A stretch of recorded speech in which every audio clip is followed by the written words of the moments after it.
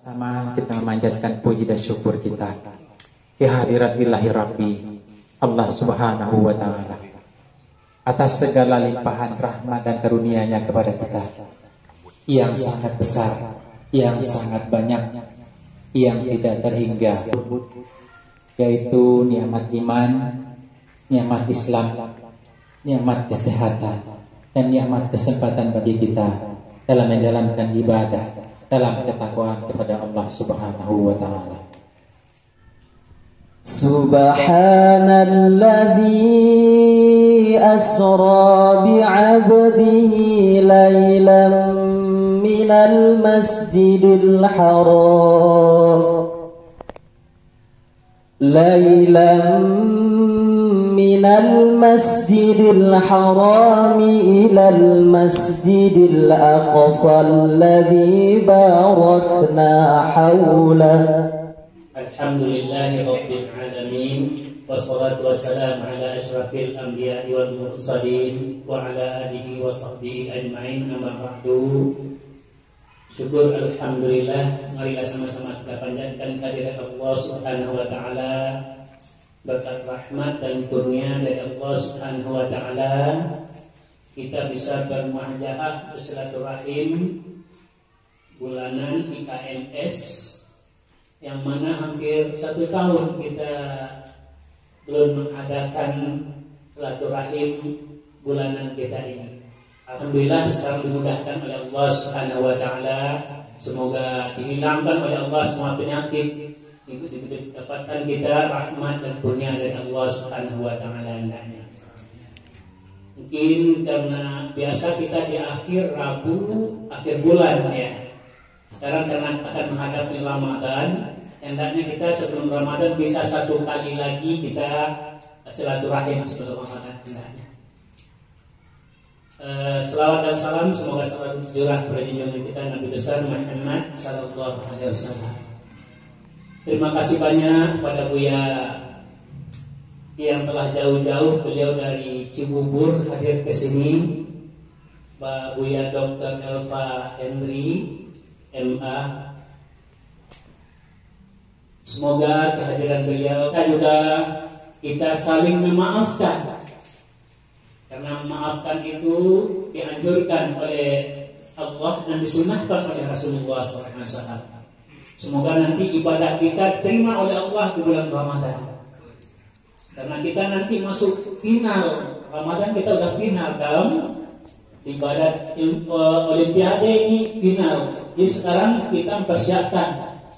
Jadi kita harus pemanasan. Pemanasannya jadi harus banyak ibadah. Semoga kedatangan kita ke tempat ini dicatat oleh Allah sebagai amal ibadah hendaknya. Niat kita dari rumah tadi, langkah kaki kita dicatat. Poin pertama, apa sih sebenarnya makna sabar dalam Islam? Apa itu sabar? Tentu berdasarkan kepada Al-Quran dan Sunnah. Apa itu sabar?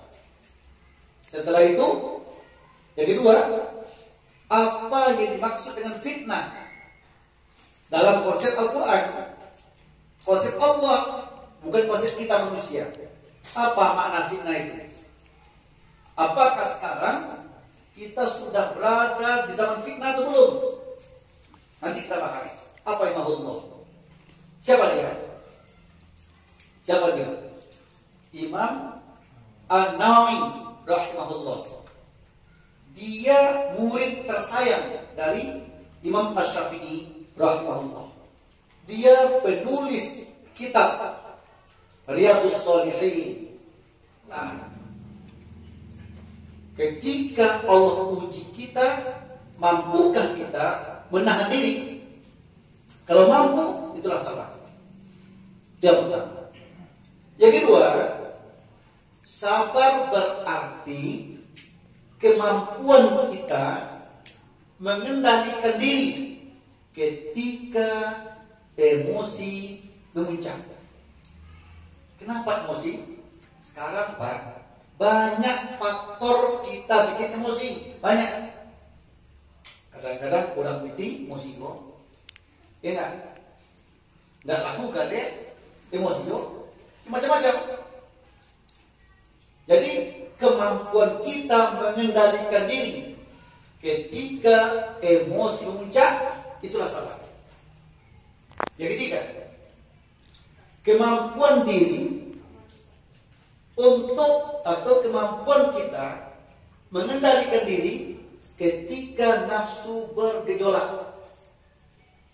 Kendalikan diri ketika nafsu bergejolak. Nafsu apa?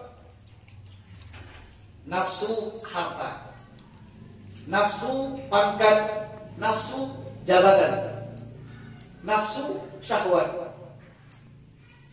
Kemampuan diri, kemampuan kita mengendalikan diri dari nafsu yang bergejolak, itu yang sabar. Itu tiga ya. Yang keempat, sabar berarti kemampuan kita mengendalikan diri untuk tidak berbuat dosa sekalipun ada kesempatan terbuka jalannya untuk berbuat dosa, untuk bikin pelanggaran, tapi kita mampu tidak buat dosa. Itu sabar namanya. Ada kesempatan untuk korupsi, tapi kita ada korupsi, sabar namanya. Tapi kalau kita seorang petani, ke sawah, ke ladang, kita dagang punya sendiri, tidak korupsi, itu sangat wajar. Kenapa? Ada kesempatan.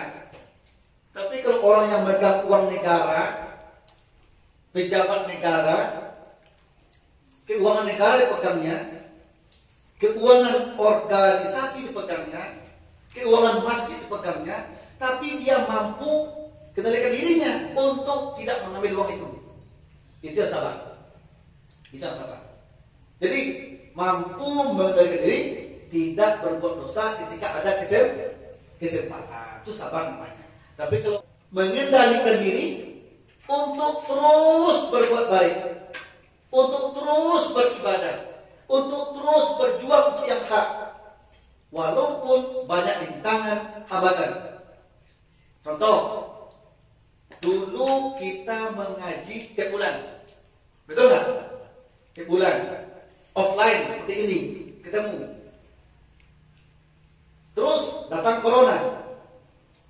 Apakah terus pengajian atau terhenti? Harusnya terus, pakai laptop kita punya, ya. Jadi terus berbuat kebaikan, walaupun rintangan banyak, hambatan banyak, terus. Itu sabar. Itu sabar. Di sabar itu bukan itu di atas itu lagi. Gunjing, adu domba, menuduh yang tidak sebenarnya. Hoax.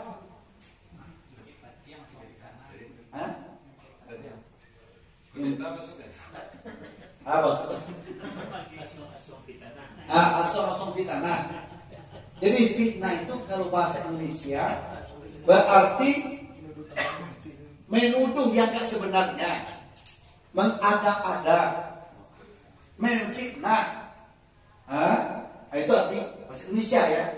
Itu fitnah bahasa Indonesia. Sekarang apa makna fitnah dalam Quran? Minimal ada 3 macam arti fitnah di Quran. Ini yang perlu kita camkan, Pak. 3 macam minimal arti fitnah dalam Quran.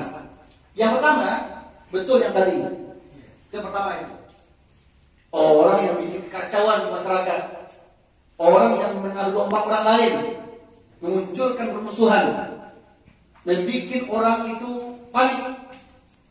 Itu namanya fitnah. Ini dasarnya Quran surat 2 Al-Baqarah ayat 191. Ini arti fitnah yang pertama. Surat 2 ayat 191. Ayatnya panjang, Pak. Di tengah-tengahnya ada kalimat wal fitnatu asyaddu minal qatl. Coba artikan. Ayo artikan Pak. Silakan. 1:11. Dan bunuhlah mereka di mana kamu temui mereka, dan usirlah mereka dari mana mereka telah mengusir kamu. Dan fitnah itu, Nah, itu dia. lebih kejam daripada pembunuhan. Dan fitnah itu lebih kejam, lebih besar dosanya daripada pembunuhan. Nah, apa makna fitnah di situ? Nah, buka footnote-nya. Saya di HP nggak ada footnote. Belum ada HP.